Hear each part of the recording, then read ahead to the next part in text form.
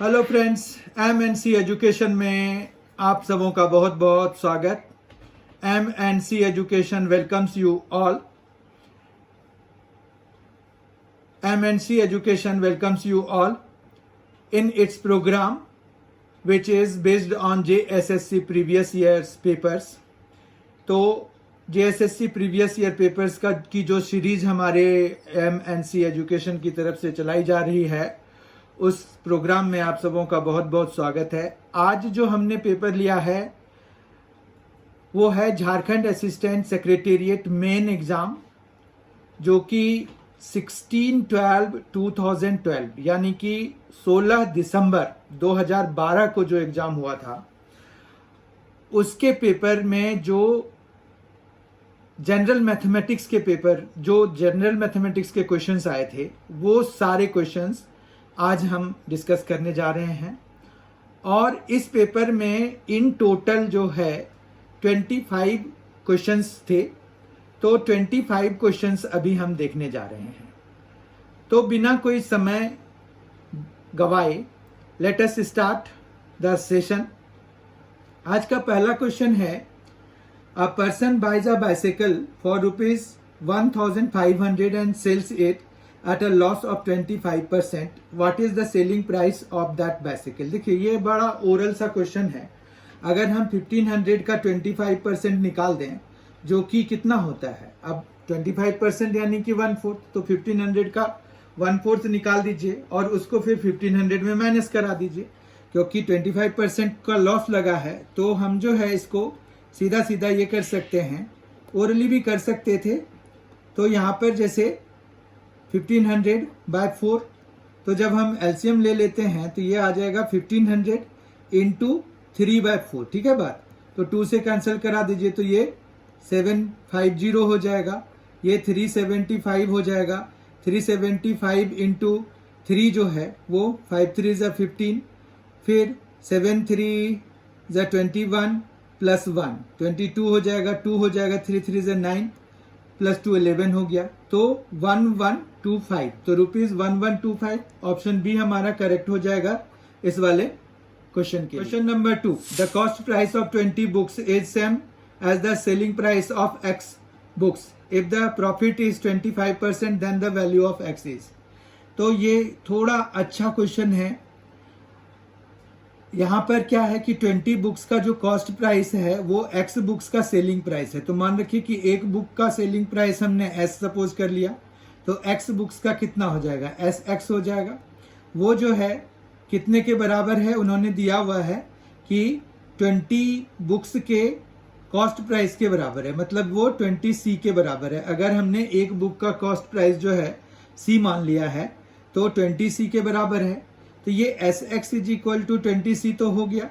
उसके बाद वो कह रहे हैं कि इफ द प्रॉफिट इज 25%, मतलब ये जो SX है, और अगर हम माइनस करा दें उसमें कितने X का जो कॉस्ट प्राइस होगा, तो CX माइनस करा देंगे, क्योंकि SX मतलब हो गया सेलिंग प्राइस इंटू ये नंबर ऑफ जो हमने बुक्स सेल करे हैं, तो SX माइनस CX उनके कॉस्ट प्राइस हो जाएंगे, total cost price of X books.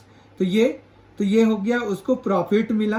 Profit percent उन्होंने कहा है, तो प्रॉफिट परसेंट जो है हमारा वो जैसे कॉस्ट प्राइस से डिवाइड करा के इंटू 100 कराएंगे, तो वो हमारा 25 के बराबर है। ठीक बात है, इतना समझ में आ गया। अब यहाँ से हम SX की वैल्यू इसमें डाल देते हैं, तो SX हमारा कितना है, 20C है, माइनस CX है, अपॉन CX है, और ये 25/100 भी हो गया।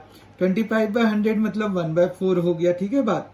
तो यहाँ पर जो है देखिए C तीनों जगहों पे है, तो वो कैंसिल करा देते हैं, तो ये आ गया 20 minus X/X is equal to 1/4 हो गया। अब आप क्रॉस मल्टीप्लाई करा सकते हैं, या फिर इसको हम 20/X माइनस 1 लिख दें, और ये 1/4, ये कैसे हो गया, तो X को हमने दोनों जगह पे डिस्ट्रीब्यूट कर दिया। तो ये तो होता है कि आपको जो भी तरीके से जल्दी सॉल्व करना आता है, तो वो आप लगा दीजिए, ठीक है। तो ये जैसे 5/4 हो गया, ठीक है बात। अब यहाँ से हम 5 से ये 20 जो है ना, सीधा 4 टाइम्स में कैंसिल करा देते हैं, ऊपर ही इधर से उधर ले जा करके लिखने का झंझट नहीं रखते हम। तो x की वैल्यू 16 आ गई है, हमें x पूछा गया था, तो x जो है C, मतलब C पार्ट हमारा, C ऑप्शन इसके लिए करेक्ट हो गया।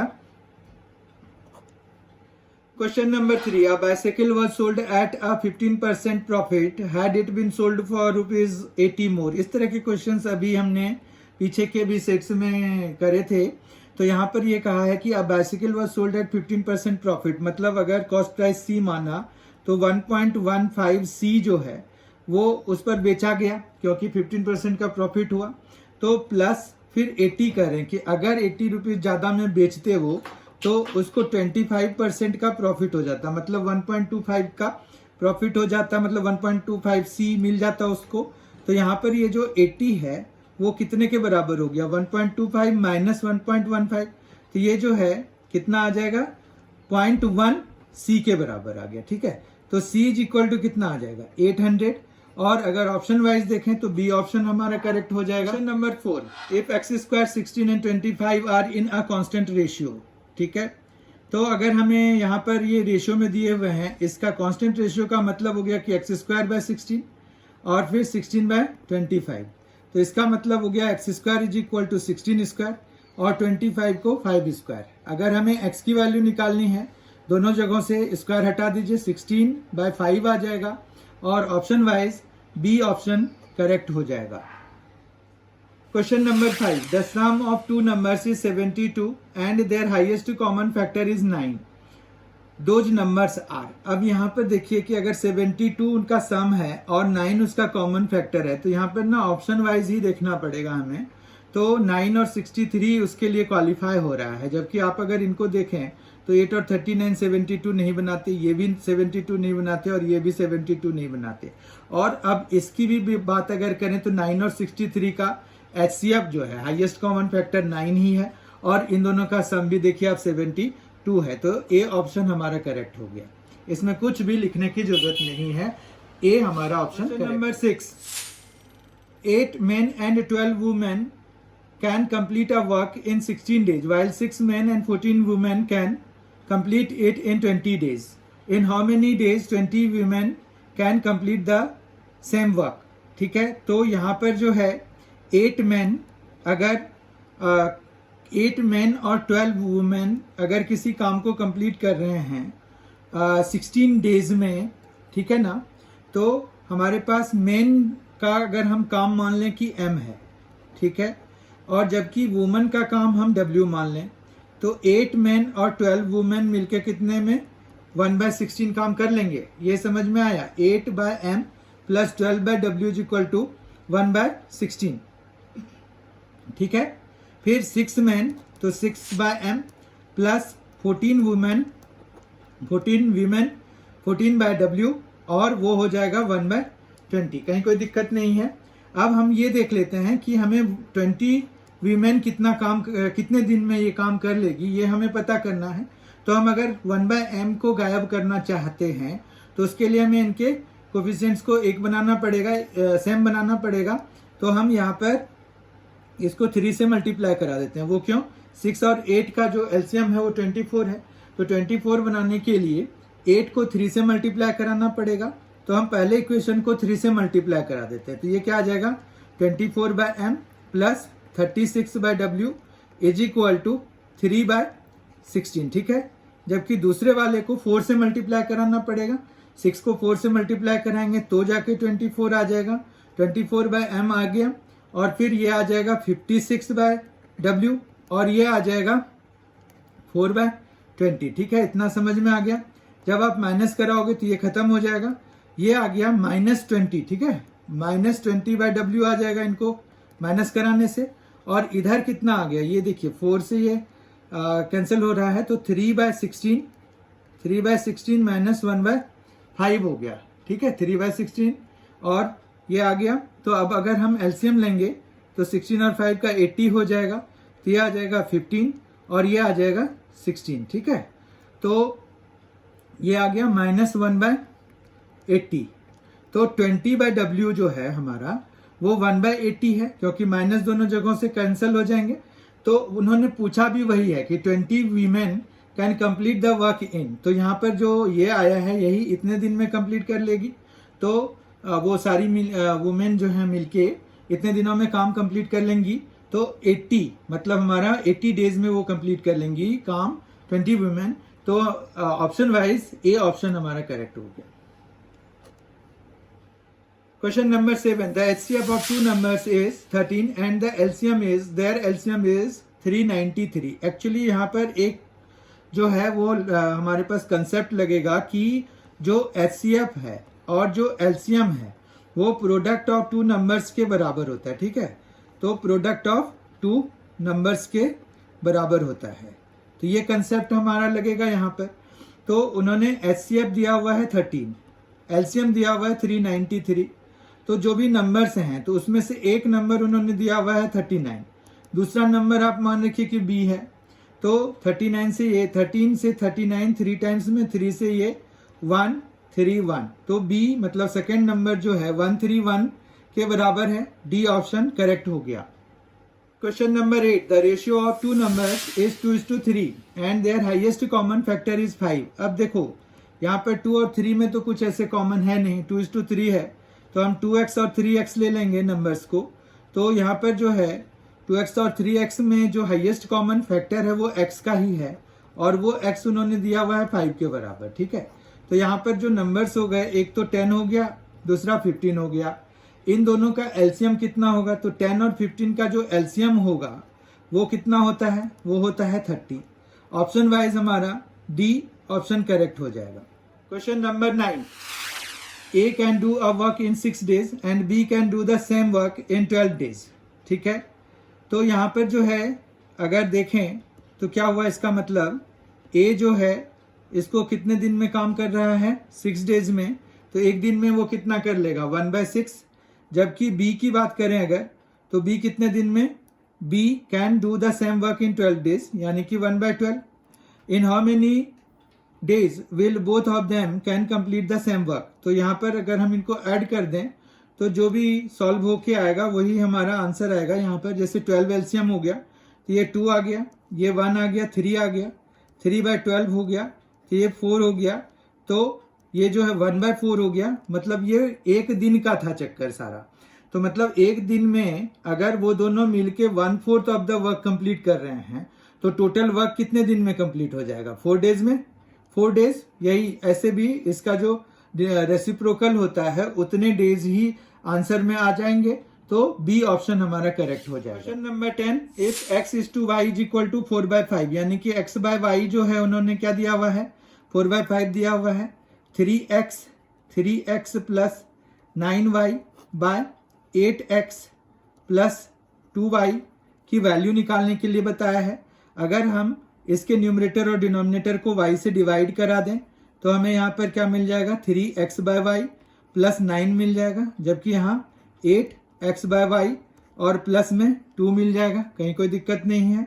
फिर अब x/y की वैल्यू हमें 4/5 है तो वो हम यहाँ पर डाल देते हैं, प्लस 9 है अपॉन 8 इंटू 4/5 प्लस 2। अब जो है इनको सॉल्व करेंगे तो ये आ गया 12 प्लस 45/5 और इधर आ जाएगा 32 प्लस 10/5। ये दोनों 5 कैंसिल हो गए और हमें क्या मिलेगा? 57, क्योंकि 45 प्लस 12 और इधर 42। तो 57:42 बी ऑप्शन करेक्ट हो गया। Question number 11, value of 4 into 0.4 into 0.04 into 0.004 into 40। अब यहाँ पर देखने वाली बात यह है कि आप अगर देखो तो मल्टीप्लाई जब कराएंगे हम तो हमारे पास 1024 तो आएगा ही, उसमें से एक जीरो यहाँ पर है तो आगे हमारा जीरो भी लगा देंगे। तो मतलब हमें कितना आ जाएगा? 10240। उसके बाद डेसिमल के हिसाब से जब चलेंगे तो 3 डेसिमल, 2 डेसिमल और 1 डेसिमल, तो टोटल हमें 6 डेसिमल तक जाना पड़ेगा। तो 1 2 3 4 5 और 1 यहाँ पर और लगा के तो ये हमारा आंसर हो जाएगा। ठीक है, इतना समझ में आ गया कंसेप्ट वाइज कितना क्या चक्कर है। ये 40 से मल्टीप्लाई करा रहे हैं इसीलिए जीरो आ रहा है, बाकियों में तो है नहीं। तो और डेसिमल जब तो लगाने ही है तो 3 2 5 और 1 6, तो 6 तो लगाने ही हैं। तो ये अब हमारे पास कितना आ जाएगा 0.010 0.01024, यानी कि सी ऑप्शन हमारा करेक्ट हो जाएगा। क्वेश्चन 12 देखिए, which of the following is less than 7/8 and greater than 1/4। Actually अगर हम पॉइंट वाइज कंसीडर कराएं तो 1/4 है और इधर 7/8 है, तो बेसिकली ये 2/8 और 7/8 के बराबर भी हम लिख सकते हैं। तो 1/4 तो हमारा आ ही नहीं सकता, क्योंकि वो कह रहे हैं कि जो बड़ा हो 1/4 से और छोटा हो 7/8 से, तो ये तो 1/4 के बराबर है, इसलिए ये डिस्कार्ड हो गया। 11/12 की बात करें अगर, तो हम इसको 12 कैसे बना सकते हैं दोनों जगहों पे, तो हम अगर इसको 1.5 से मल्टीप्लाई करा दें डिनोमिनेटर और न्यूमरेटर दोनों को, तो हमें जो है मिल जाएगा ये 12 बन जाएगा। तो यहाँ पर क्या आ जाएगा, ये 3/12 हो गया, जबकि ये कितना आ जाएगा 10.5 और अपॉन में ये 12 आ गया। ठीक है, तो अगर हम देखें तो 11/12 जो है इससे बाहर है। ठीक है, तो ये वाला तो आएगा नहीं।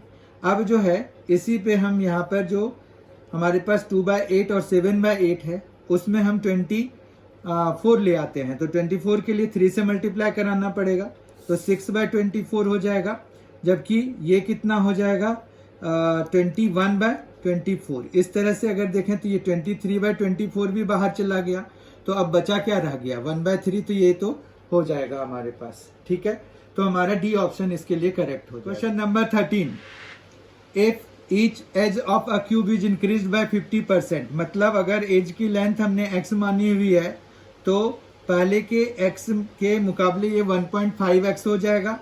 उसके बाद अगर हम इसका सरफेस एरिया देखें तो सरफेस एरिया होता है 6 इंटू एज स्क्वायर। ठीक है, तो इस तरह से ये 6 इंटू 2.25x स्क्वायर हो गया। अब अगर 2.25 को देखें तो वो 6x स्क्वायर से कितना ज़्यादा है, ये है 1.25 इंटू 6x स्क्वायर, यानी कि ये जब हम सब्ट्रैक्ट कराएंगे तो ये 1.25 ज़्यादा है, यानी कि 125% जो है हमें वो पुराने वाले से नए वाले का सरफेस एरिया बढ़ जाएगा। तो 125%, डी करेक्ट ऑप्शन हो जाएगा। Question number 14, the base of a parallelogram is twice of its height if the area of the parallelogram is 162 square centimetre, what will B it's height. तो ये question बहुत ही आसान है। यहाँ पर क्या है, ये कह रहे हैं कि एक पैरेललोग्राम है, उसका जो बेस है वो उसके हाइट का डबल है। ठीक है ना बात, base of a parallelogram is twice its height, तो ये अगर h है, ये 2h है। अब एरिया क्या होता है, बेस इंटू हाइट होता है ना, तो बेस इंटू हाइट होता है, तो ये 2h स्क्वायर हो गया। अब 2h स्क्वायर 162 के बराबर है, 2 से ये कैंसिल हो जाएगा 81 में, तो h हमारा कितना आ जाएगा 9 आ जाएगा। तो क्योंकि प्लस माइनस 9 आएगा, पर हमें 9 ही लेना पड़ेगा, क्योंकि जो लेंथ है वो नेगेटिव नहीं हो सकता। ए ऑप्शन हमारा करेक्ट ऑप्शन हो जाएगा। क्वेश्चन नंबर 15 देखिए, if gx is a function that is used for mathematical process at x, find gx for as for the blank. मतलब यहाँ पर ये है कि g4 प्लस g5 की वैल्यू निकालनी है आपको। g1 प्लस g2 3 के बराबर, g2 प्लस g3 8 के बराबर, g3 g4 का सम 30 के बराबर दिया हुआ है। तो यहाँ पर जो है ये ऐसे क्वेश्चंस होते हैं जो कि अगर आपने पहले करे हुए हैं तभी आप अटेम्प्ट करिए, नहीं तो पेपर में अटेम्प्ट करके आप टाइम ही वेस्ट कर रहे होंगे। बहुत ही रेयर चांस होता है कि आप इसको फर्स्ट अटेम्प्ट में कर पाएं। तो इस क्वेश्चन को भी अगर आप देखिए और खुद से अटेम्प्ट करने की कोशिश कीजिए। अगर आपने ये पहले करा हुआ है तब तो बहुत आसानी से आ जाएगा, या इस तरह का क्वेश्चन अगर करा हुआ है तो बहुत आसानी से आ जाएगा, नहीं तो देयर इज नो वे।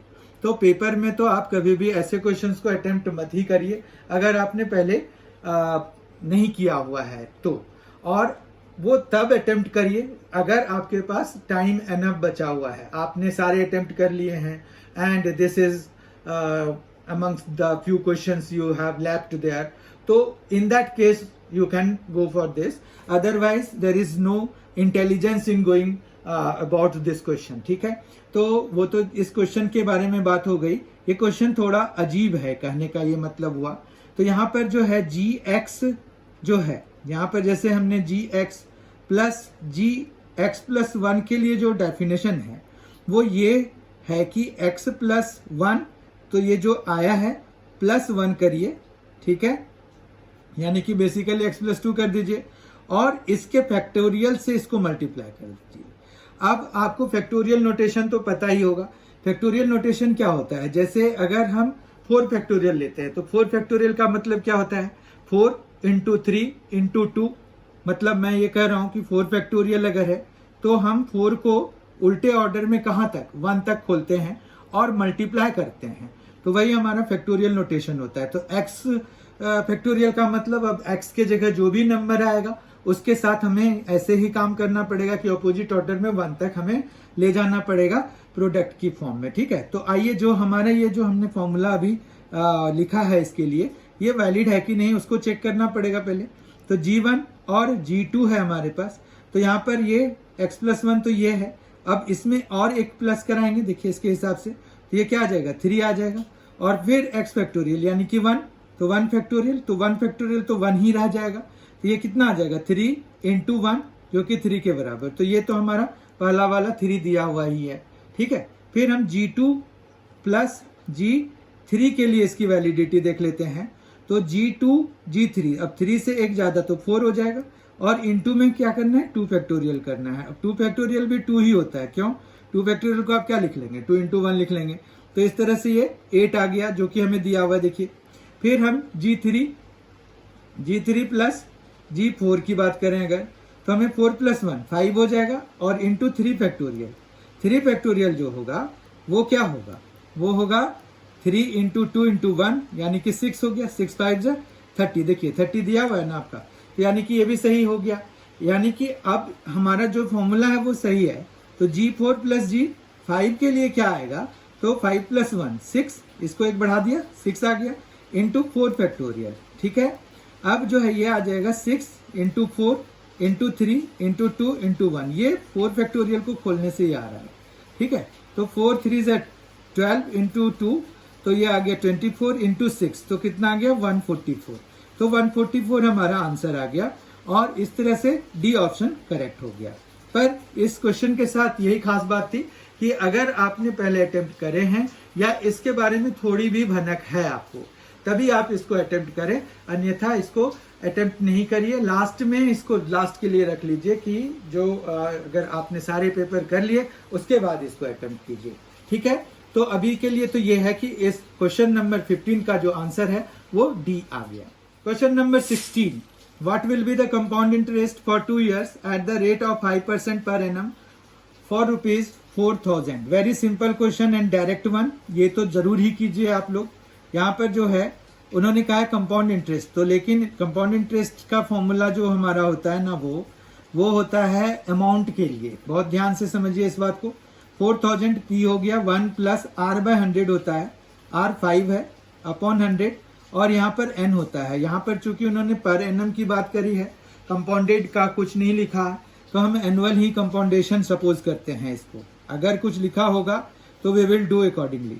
यहाँ पर 5 है, यहाँ 20 हो गया, तो ये कितना आ गया 21, और ये आ गया 20 इंटू 20, ठीक है, बात समझ में आ रही है।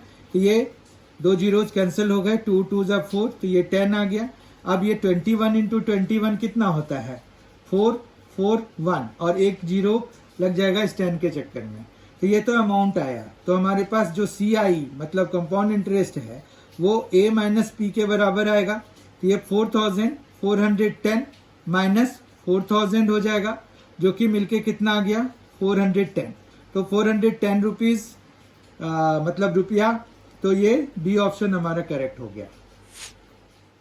Question number 17, the perimeter of N isosceles triangle is 54 centimetre. देखिए आइसोसेलेस ट्रायंगल का मतलब क्या हुआ कि 2 साइड्स उसके बराबर होते हैं आपस में, और तीसरी साइड जिसको कि हम बेस कर देते हैं वही डिफरेंट होता है। अब वो जो है 2.5 times that of its equal sides है, तो 2.5 मतलब 5/2 हो गया, 5/2 x के बराबर है। पेरीमीटर हमें कैसे मिलता है, P is equal to x plus 5/2 x, ये ऐड करके मिलता है, ठीक है। तो ये 2x plus 2x plus 5x, तो 9x/2 इसका पेरीमीटर हो गया, ये समझ में आ गया। एलसीएम लेके आप ऐड कर सकते हैं इसको, यहाँ पर ये कितना आ गया 54, 9 से ये कैंसिल करा ये 6, तो x हमारा आ गया 12। ठीक है बात। अब x 12 आ गया तो दूसरी साइड भी 12 और तीसरी साइड इसका 2.5 गुना मतलब 5/2 इंटू 12, तो ये 12 6 जा 30, तो मतलब ये 12 से 6 12 जो है 2 से 6 टाइम्स में और 6 इंटू 5 जो है 30 हो जाएगा। तो हमारे पास जो साइड्स की लेंथ आई है वो 12, 12 एंड 30, यानी कि बी ऑप्शन करेक्ट हो गया इसके। Question number 18, Ishan lends Lakshya ₹20,000 at the rate of 8% compound interest, what will be the amount. अब this time they are asking amount, तो ये बहुत सीधा सा क्वेश्चन हो गया। ये पिछले वाले से भी ज्यादा डायरेक्ट हो गया क्योंकि हमें यहाँ पर अमाउंट निकालना है और वही हमारा आंसर आ जाएगा 20,000, 1 प्लस रेट ऑफ इंटरेस्ट 8/100। कंपाउंडेशन में भी कुछ नहीं है चक्कर। अमाउंट पेबल बाय लक्ष्य टू ईशान आफ्टर 3 years, तो यहाँ पर N3 आ जाएगा बस। अब 8 ये है 2, 4 से 4 2 जा और 4 25 जा कर लेंगे, तो यहाँ पर क्या आ जाएगा 20,000 इंटू ये एलसीएम लेंगे तो 27, 27, 27 अपॉन 25, 25 और 25। ठीक है, इतना समझ में आ गया। अब हम जो है इसको 1 by 1 कैंसिल कराएंगे, तो कैंसिल कराने के लिए हमें क्या करना पड़ेगा, तो कैंसिल कराने के लिए हमें जो है ये 25 से हम कैंसिल कराते हैं इसको, तो 25 से ये जब कैंसिल कराएंगे तो 8 में 200 तक हो गया, तो 2 जीरोज बचे हुए हैं तो ये आ जाएगा। फिर 25 से जब हम 800 को कैंसिल कराएंगे तो ये आ जाएगा 3 2, तो 32 आ गया। अब 32 इंटू 27 इंटू 27 इंटू 27 बाय 25 बचा हुआ है। जब आप इनको आपस में मल्टीप्लाई कराएंगे तो इट विल गिव यू 25,194.24। ठीक है, तो ये पूरा सॉल्व होने के बाद आ गया इतना रुपया किसको, लक्ष्य टू ईशान, मतलब लक्ष्य को ईशान को देना पड़ेगा। ठीक है, तो ये आ गया 25,194.24। ऑप्शन वाइज बी ऑप्शन हमारा करेक्ट हो गया। Question number 19, the area of a circle is 221.76 centimetre square. ठीक है, तो यहाँ पर जो है एरिया क्या होता है सर्कल का, वो होता है पाई आर स्क्वायर। ठीक है, तो pi r square is equal to 221.76 दिया हुआ है। अब अगर कुछ नहीं दिया हुआ है तो पाई की वैल्यू यूजुअली हम 3.14 या फिर 22/7 ले लेते हैं, तो आर स्क्वायर हमारा हो जाएगा 221.76 बाय 22/7। ठीक है, क्योंकि ये पाई हम उधर लेके गए। अब जो है यहाँ से हमें आर स्क्वायर के लिए इसको सॉल्व करना है, तो आर स्क्वायर के लिए हम जब सॉल्व करेंगे तो ये आ जाएगा 221.76 इंटू 7 बाय 22, तो ये 7 से जब हम मल्टीप्लाई कराते हैं तो ये आ जाएगा 1552.32 और अपॉन में 22। ठीक है, जब डिवाइड कराते हैं तो ये 70.56, तो आर की वैल्यू क्या आ जाएगी, रूट अंडर ऑफ 70.56। 70.56 का जो रूट अंडर होता है वो 8.4 होता है, तो इस तरह से रेडियस हमारा 8.4 सेंटीमीटर हो जाएगा, जो कि option wise C option correct है। Question number 20, in a container with pure milk 10% milk is taken out and same amount of water is added. This process is repeated for 3 times. After the process is completed for the 3rd time, what will be the percentage of milk in the container? मतलब container में अब कितने percentage milk बचे हुए हैं। तो शुरुआत जैसे हमारे पास फर्स्ट प्रोसेस, सेकेंड प्रोसेस और थर्ड प्रोसेस, यहाँ पर ये है कि फर्स्ट बारी में 100 है, ये प्रोसेस जब हमने लगाया तो 10% निकाला तो 90% बचा रह गया। जब हम सेकेंड प्रोसेस कराएंगे तो 9 हो जाएगा ना, 9 लीटर, मतलब मान रखो कि 100 लीटर था हमारे पास, उसमें से अब 90 लीटर प्योर मिल्क और 10 लीटर वाटर बचा हुआ है, उसमें से फिर से हमने 10% निकाला, मतलब 9 लीटर प्योर मिल्क निकल जाएगा, 1 लीटर वाटर निकलेगा, तो हमारे पास यहाँ पर 9 माइनस करा देंगे तो सेकेंड प्रोसेस के बाद 81 लीटर्स बचे रहेंगे और थर्ड प्रोसेस के बाद 81 में हमें 8.4 1 माइनस करने से जो भी आएगा वो आ जाएगा, वो है हमारा 72.9%। यानी कि जो अब 3 बारी ये प्रोसेस रिपीट करने के बाद 72.9% मिल्क कंटेनर में बचा रह गया। मतलब प्योर मिल्क उतना है, बाकी सारा वाटर मिल जाएगा उसमें। तो सी ऑप्शन हमारा करेक्ट होगा। Question number 21। 2 years ago a city had a population of 35,600। यहाँ पर भी हम कंपाउंड इंटरेस्ट का फॉर्मूला लगाते हैं। Due to migration towards the metros it started decreasing by 5% per year। so what is the current population? अब current population हमें पता करना है, तो इनिशियली जो है वो 35,600 था, उसमें से 1 माइनस 5/100 मतलब कंपाउंड इंटरेस्ट का जो अपोजिट वाला, मतलब ये हम रिडक्शन वाला लगाते हैं या डेप्रिशिएशन का फॉर्मूला हम इसको कहते हैं। तो ये डेप्रिशिएशन का फॉर्मूला हो गया। यहाँ पर भी डेप्रिशिएट ही तो हो रहा है, पॉपुलेशन कम हो रहा है यानी कि डेप्रिशिएशन हो रहा है, और ये कंपाउंड इंटरेस्ट के हिसाब से ही होता है। और रेट ऑफ इंटरेस्ट के तरह ही हम इसके रेट ऑफ डिक्रीमेंट को ले लेंगे, तो 5/100 हो गया। और ये जो है कितने साल के बाद की बात कह रहे हैं ये 2 years, तो यहाँ पर 2 लग जाएगा। ठीक है, बाकी तो इजी है सॉल्व करना। ये 20 हो गया, तो यहाँ पर आ गया 35600 इंटू ये 19/20 हो जाएगा, उसका स्क्वायर है, तो 19/20 फिर से आ जाएगा। ये 2 जीरोस तो आप कैंसिल करा ही दीजिए। 2 से इसको कैंसिल कराते हैं तो ये आ जाएगा 1, ये 7, फिर 8, फिर इस 2 से कैंसिल कराएंगे तो ये आ जाएगा 8, 9।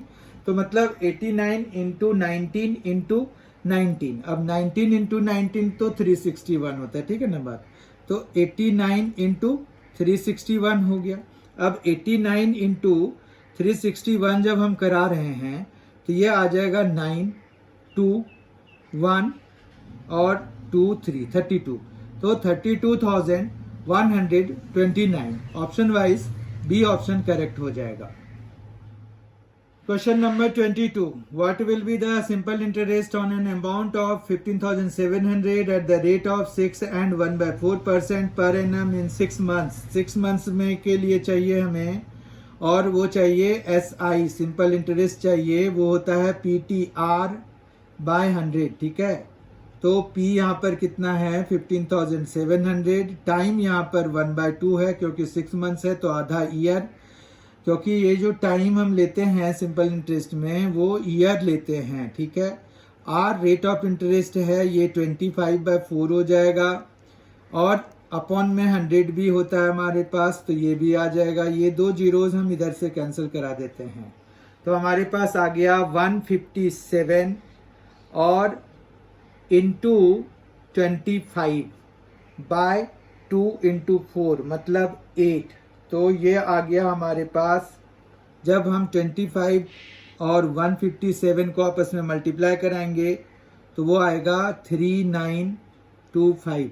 ठीक है, और अपॉन में आ जाएगा 8 से जब हम इसको कैंसिल कराएंगे तो कितने से जाएगा, ये 4 से जाएगा, 32 हो गया, 7 हो गया, तो 490.625 490.625 ए ऑप्शन हमारा करेक्ट हो गया। Question number 23। When 60 is subtracted from a number, it is reduced by 60%. What will be 4/5 of that number? तो यहाँ पर यह है कि अगर हमने x नंबर मान लिया, उसमें से 60 जो है हमने जब माइनस किया तो वो जो है रिड्यूस्ड बाय 60% कह रहे हैं, तो वो 0.4x बचा रह जाएगा।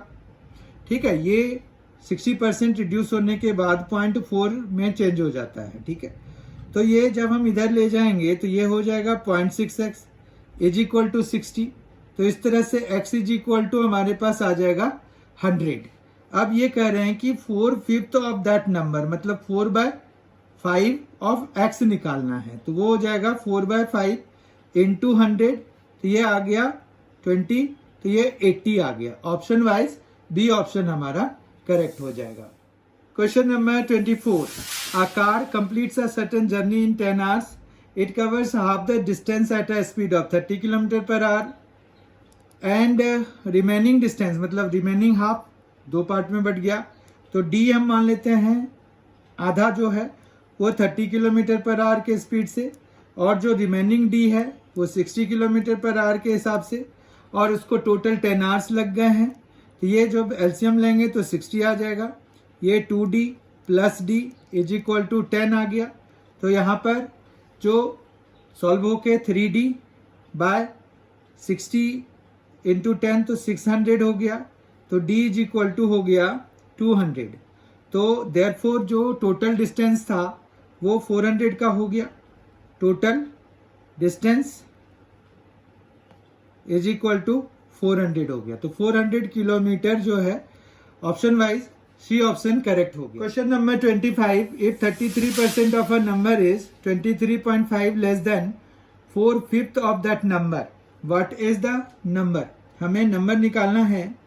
तो यहाँ पर जो है 33% ऑफ अ नंबर, तो x का 33% मतलब 33/100 ले लेते हैं।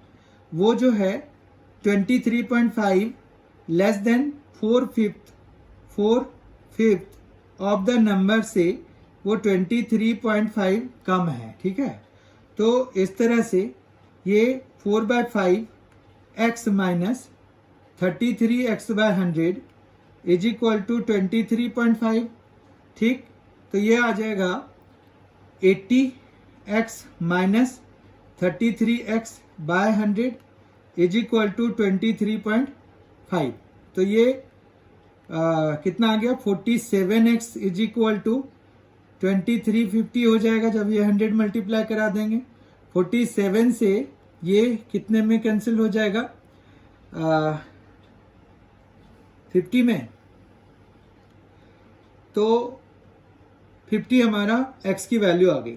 तो हमें जो है व्हाट इज द नंबर, तो नंबर इज x इज 50। तो सी ऑप्शन करेक्ट हो गया।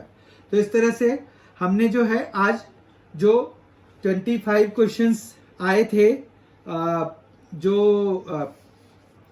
Jharkhand assistant secretariat main exam में जो 25 क्वेश्चंस पूछे थे, जिसका कि एग्जाम डेट 16 दिसंबर 2012 था, उसमें जो 25 क्वेश्चंस पूछे गए थे वो आज हमने अपने जो जेएसएससी प्रीवियस ईयर्स पेपर जो जनरल मैथ्स का जो सीरीज हमारा एमएनसी एजुकेशन की तरफ से चल रहा है, उसका जो ये 4th सेट जो हमने आज जो कवर किया, उसमें हमने Jharkhand assistant secretariat main exam dated 16/12/2012 के पेपर में जो जनरल मैथ्स के 25 क्वेश्चंस आए थे वो सारे हमने किए। इसी तरह से अब 5th सेट में भी हम आपके लिए एक नया पेपर जो कि एक किसी और दूसरे पेपर का जो जेएसएससी के प्रीवियस ईयर पेपर्स में से होंगे, उनके में जो भी मैथ्स के जितने भी क्वेश्चंस आए होंगे वो सारा एक सेट में हम लेके आएंगे। Thank you so much for being with us. Thanks a lot.